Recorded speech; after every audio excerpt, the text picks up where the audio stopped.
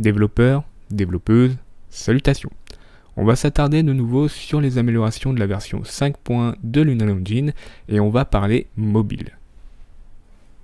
Epic Games est bien conscient que l'Unreal Engine est de plus en plus utilisé pour des projets mobiles, notamment en Asie où ils sont très friands de jeux mobiles, et par conséquent ils sont en train de faire de grands changements dans le moteur afin d'apporter un rendu un peu plus réaliste sur mobile, d'avoir quelque chose qui ressemble un peu plus à ce qu'on a sur PC en y apportant les fonctionnalités que l'on trouve uniquement sur PC ou console.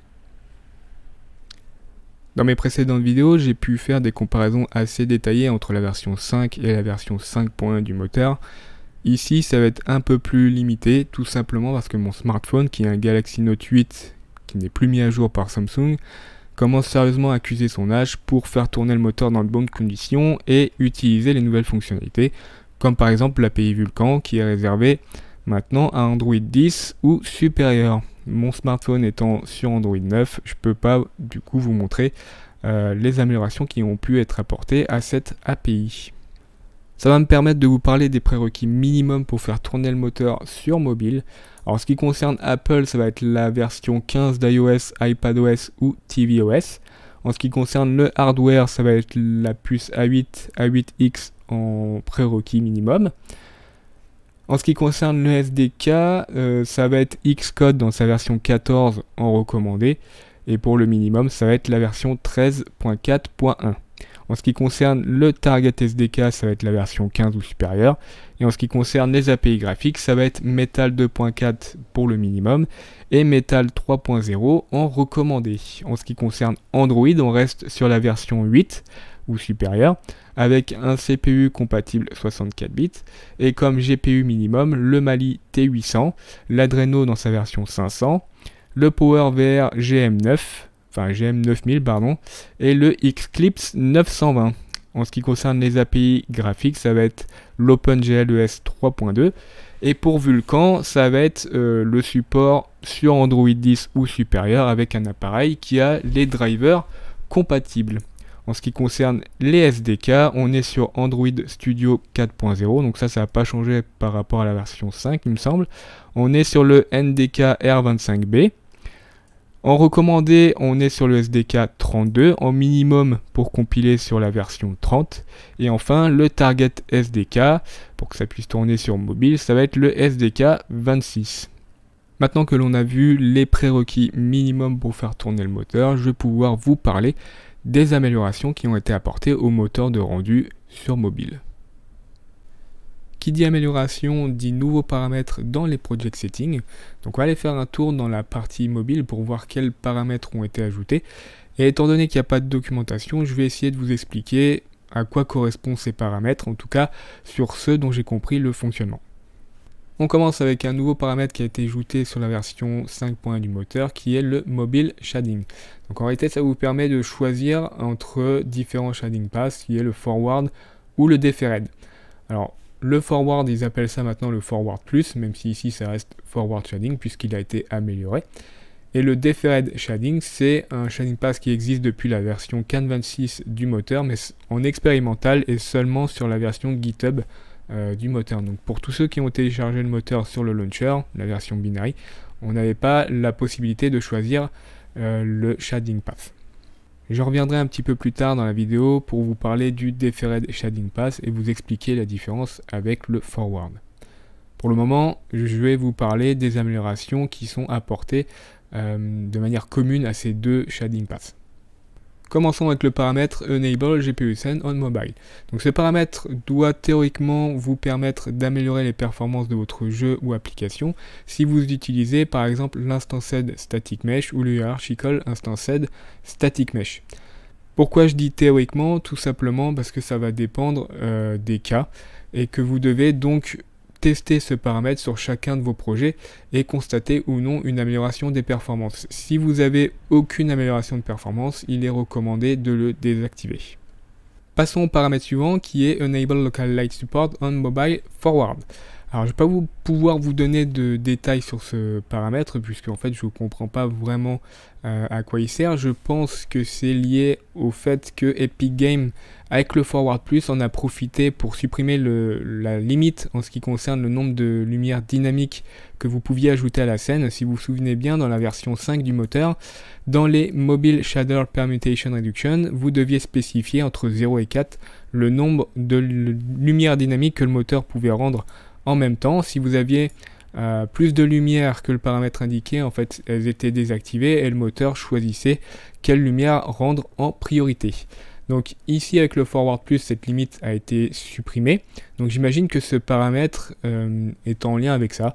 Donc là je ne peux pas vous donner plus de détails. Sachez tout de même qu'en utilisant, en passant en Deferred ici, j'ai remarqué, alors là ici vous donne aucune information, mais dans les Device Profile, lorsque vous voulez ajouter la commande r.mobile, hop, et ici tout en bas vous avez normalement le Clustered Deferred Shading, donc ça c'est pour utiliser le Deferred Shading Path. Ils indiquent quand même que le Mobile Forward Enable Local Light doit être activé. Donc ça c'est pas dans les paramètres, dans les Project Settings. Donc j'aurais plus tendance à croire les commandes qu'on a ici dans les Device Profile. Donc au cas où, si vous utilisez le Deferred, activez quand même ce paramètre. Le prochain paramètre, celui-là je l'ai compris, Enable Clustered Reflection on Mobile Forward, va vous permettre d'avoir des reflections de bien meilleure qualité sur mobile. Donc le moteur de rendu va être capable d'utiliser plus de reflection capture et de sélectionner la meilleure reflection capture par pixel. Ce qu'on avait avant dans la version 5 du moteur, c'était un nombre limité de reflection capture et le moteur choisissait la meilleure reflection capture pour chaque objet. Donc là c'est une différence assez importante puisque imaginez ici ce mesh là qui est assez grand, il va avoir qu'une seule reflection capture qui va lui être associée pour gérer en fait pour calculer les reflections. Donc ce qui pouvait poser de gros problèmes puisqu'en fait on a des réflexions qui étaient complètement incohérentes. Donc ici avec la version 5.1 du moteur, on va avoir des réflexions qui vont être sélectionnées par pixel et plus par objet. Du coup on va avoir des réflexions bien plus cohérentes qu'on ce qu'on pouvait avoir avant. Voilà, on a fait le tour en ce qui concerne les paramètres pour le Mobile Forward Shading Path. On va pouvoir passer au Deferred et je vais vous expliquer les différences avec le Forward. La différence entre le Forward et le Deferred, c'est essentiellement la manière dont sont calculées les lumières. Alors je ne vais pas entrer dans les détails techniques. Grossièrement, le Deferred, les lumières vont être calculées de manière indépendante, dans une passe complètement indépendante du reste. Par exemple, pour calculer la géométrie, les shaders, tout ça. Donc là, les lumières vont être calculées de manière indépendante, ce qui va permettre de gérer beaucoup plus de lumière et d'avoir en fait un lighting de meilleure qualité. Donc le Deferred Shading a vraiment été conçu spécifiquement pour fonctionner avec des lumières dynamiques. Ça va aussi permettre d'ajouter des fonctionnalités qu'on retrouve sur PC. Si vous avez un projet qui utilise une lumière dynamique, voire stationary, comme le Directional Light, et que vous avez plein de petites lumières statiques, préférez utiliser le Forward, ce sera plus performant que le Deferred. Par contre, si vous avez une scène où vous avez beaucoup de lumière dynamique, utilisez le Deferred Shading Path, ça va permettre d'améliorer significativement les performances de votre jeu ou application. Le Deferred Shading va apporter 3 fonctionnalités, dont 2 qui sont exclusives au Deferred et qui ne sont pas disponibles sur le Forward, qui sont les Light Function et les DES Profile. Alors peut-être que vous connaissez déjà ça, pour ceux qui ne connaissent pas, je vais juste le montrer rapidement. Alors les Light Function, c'est un peu un masque que vous allez en fait définir dans un shader. Hop, je vous montre très rapidement. Ici dans mon shader, je génère une bande qui va bouger, en fait, qui va translater sur X ou Y, je sais plus, et qui va vous permettre de générer ce genre de masque. Donc là, vous allez définir un peu les ombres et la lumière en fait qui est appliquée à la spotlight. Vous avez à peu près la même chose avec les IES, tout simplement. Ici, vous allez pouvoir sélectionner un profil, les IES texture, qui va définir un peu comment la lumière, enfin la shape, enfin la forme de la lumière, si je peux dire ça comme ça. Et vous pouvez éventuellement utiliser l'intensité, par rapport à la texture. Donc avec le niveau de gris, ça va vous permettre d'avoir en fait l'intensité, il va définir l'intensité par rapport à la texture. Donc ça, c'est deux choses que l'on a de disponibles en fait avec le Deferred et qui ne sont pas disponibles avec le Forward. Une troisième chose, mais ça c'est disponible en Forward, c'est le décal, pardon, le Lit Deferred Décal. Donc c'est quelque chose qui ne devait pas être disponible dans les versions précédentes. Alors j'ai jamais testé en fait le Deferred Shading Pass dans les précédentes versions du moteur. Donc j'imagine qu'ici, s'ils l'ont mis dans leur release note, c'est tout simplement qu'avant c'était pas compatible. Mais vous allez voir, il y a encore quelques soucis. Alors, ici je vais quand même vous parler de la preview dans le moteur, puisqu'en fait ça a été amélioré. Hein. Ici vous pouvez choisir entre la preview. Bon, ici il y a quoi? Il y a iOS, je crois. iOS, ouais, Shader Model 3, Direct 3D, bon ça c'est pour PC, et puis Android ES 3.1. Donc là je peux switcher sur Android et il va prendre en compte tous les paramètres qu'on a ici dans les project settings. Donc par rapport à la version 5, c'est une amélioration assez importante puisque la preview du moteur de rendu mobile était quand même assez enfin, elle prenait pas en compte tous les paramètres. Donc ici, vous pouvez remarquer qu'il y a quelques glitches. Donc je vous rassure, c'est pas ma carte graphique qui est en train de lâcher, c'est vraiment le Deferred, enfin la preview du Deferred sur mobile qui fait complètement glitcher l'éditor. Donc ça pourrait être sympa dans un jeu où vous avez comme thème l'électronique, l'intelligence artificielle ou ce genre de choses. Mais là, dans la preview, c'est assez dégueulasse. Donc le but d'Epic Games avec le Deferred Render, ça va être d'avoir ce qu'ils appellent le feature parity, c'est d'avoir les mêmes fonctionnalités sur PC, console et mobile. Donc maintenant je vais vous montrer quelques enregistrements que j'ai fait avec mon smartphone pour vous montrer les différences entre la version 5 du Forward, la version 5.1 du Forward, ce qu'ils appellent Forward Plus, et le Deferred sur la version 5.1. Première capture, c'est sur la version 5 du moteur avec le Forward Rendering Path. Donc ici, je vais aller voir un peu la qualité des ombres. Je vais placer un cube avec une spotlight. Donc ici, les ombres sont plutôt de bonne qualité, sont assez précises. Donc il n'y a pas grand chose à redire là-dessus. Je m'amuse un peu, voilà. Ensuite, je vais aller voir si les light functions sont compatibles. Et là, ce qu'on voit, c'est qu'on n'a pas de masque sur la spotlight. Donc là, les light functions ne sont pas compatibles. Ensuite, je regarde un peu les reflections. On voit que c'est une reflection qui est, comme je vous le disais, sur la version 5 du moteur. C'est une reflection capture par objet. Donc là, on est sur une réflexion qui n'est pas cohérente du tout. Hein. Alors ici, les gros carrés noirs, c'est tout simplement, enfin l'espèce de noise bizarre là, c'est tout simplement parce que les IES ne sont pas compatibles. Donc avec la version 5 du moteur en forward. Donc là, on a un vieux glitch. On a une intensité qui est pas bonne non plus. Hein, et on a le décal, pardon, qui fonctionne avec le forward. Donc au niveau des performances, on est autour des 30 fps, sauf ici là quand je vais stabiliser un peu, on va être plutôt autour des 25 fps. Alors chose que j'avais pas remarqué avant, ici quand j'essaye de changer le screen percentage sur la version 5 du moteur avec le Forward Shading Pass, et bien ça fonctionne pas. Ou tout du moins j'ai pas d'amélioration de performance, là je reste à peu près à 30 fps, 30-40. Et quand je vais revenir à 100, je vais avoir exactement les mêmes perfs. Donc je sais pas si c'est un bug. Ça je m'en étais pas rendu compte avant sur la version 5. Donc ça c'était pour le premier enregistrement.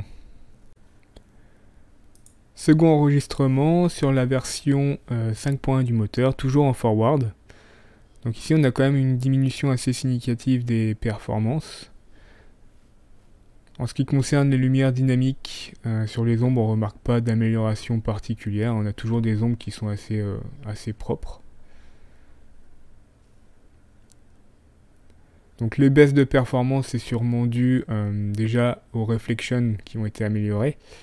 Donc là ici on est sur le clustered reflection.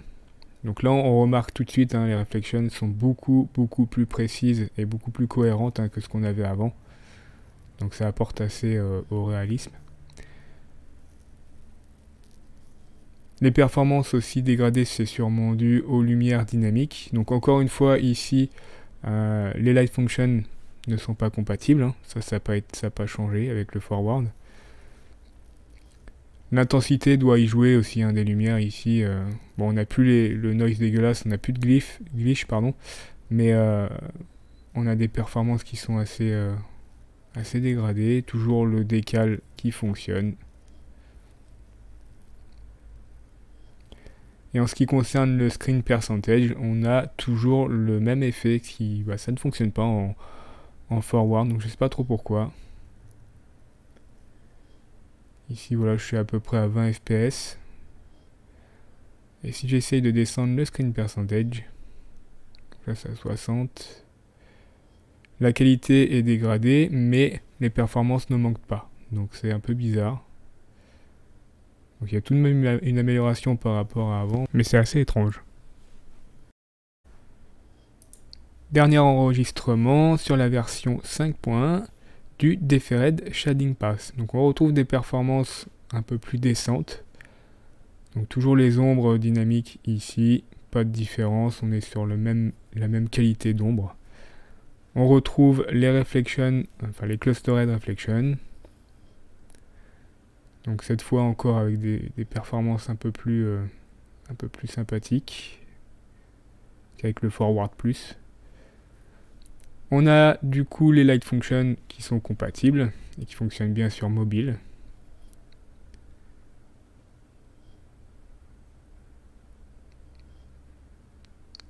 On a les IES qui fonctionnent correctement. Donc là on a enfin des lumières avec les IES, donc c'est plutôt cool. Par contre, on a un souci avec les lead Deferred décal. Donc ici, j'ai pas la transparence. Donc dans la preview, j'avais pas la couleur, mais j'avais la transparence. Et là, sur le mobile, j'ai pas la transparence, mais la couleur. Donc du coup, les décals, par exemple, là, sur les impacts de balles, ils sont tout noirs. Donc c'est pas top. Donc ça doit être un petit bug. Là sur les perfs on est sur quand même quelque chose de plus un peu plus performant, 30 fps. Et si je descends le screen percentage, donc là c'est à 60, on va tourner à peu près à 40. Donc si vous limitez les fps à 30 sur votre jeu, ça pourrait permettre éventuellement d'avoir quelque chose d'assez fluide et stable surtout. Donc là, hop, je reviens à 130 fps. Voilà pour les petits enregistrements que je pouvais vous montrer sur mon smartphone, le Galaxy Note 8. Donc gardez en tête que c'est un téléphone qui a quand même 5 ans. Donc les performances sont ce qu'elles sont, elles sont assez faibles. Ceci dit, je trouve que le rendu avec le projet Shooter Game reste sympathique quand même pour un jeu mobile. Donc à voir avec des smartphones plus puissants ce qu'on pourrait obtenir avec la version 5.1. Dans les petits enregistrements que je vous ai montrés, je modifie la valeur du screen percentage afin d'améliorer les performances. Alors tout simplement, ça va diminuer la résolution de rendu. Je crois que sur mon smartphone, ça doit être du 720p. Et du coup, on va diminuer par exemple à 80% ou à 60% du 720p. Donc on va arriver par exemple autour des 500, 580, 576. Et ça va permettre d'améliorer les performances. Mais on peut utiliser d'autres systèmes en fait pour améliorer un peu le rendu, parce que du coup on a quelque chose qui va être assez flou. Donc on peut utiliser, alors il me semble, j'ai pas fait le test, là sur les petites vidéos j'ai utilisé le FXAA, du coup ça reste quelque chose, l'anti-aliasing reste présent. Par contre avec le temporal anti-aliasing, je vous ai pas montré la vidéo tout simplement parce que sur mon smartphone c'est assez lourd. à utiliser, mais par contre on a une image qui est beaucoup plus jolie à regarder, on a beaucoup moins d'aliasing, et quand on utilise le screen percentage, on a un rendu qui est quand même beaucoup plus propre, même si ça reste flou.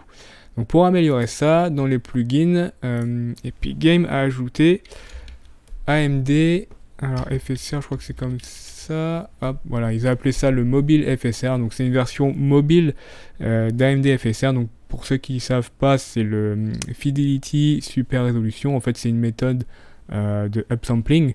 En gros, on diminue la résolution de rendu, donc comme ce qu'on fait avec le screen percentage, et puis ensuite on va faire un upsampling pour arriver en 720p.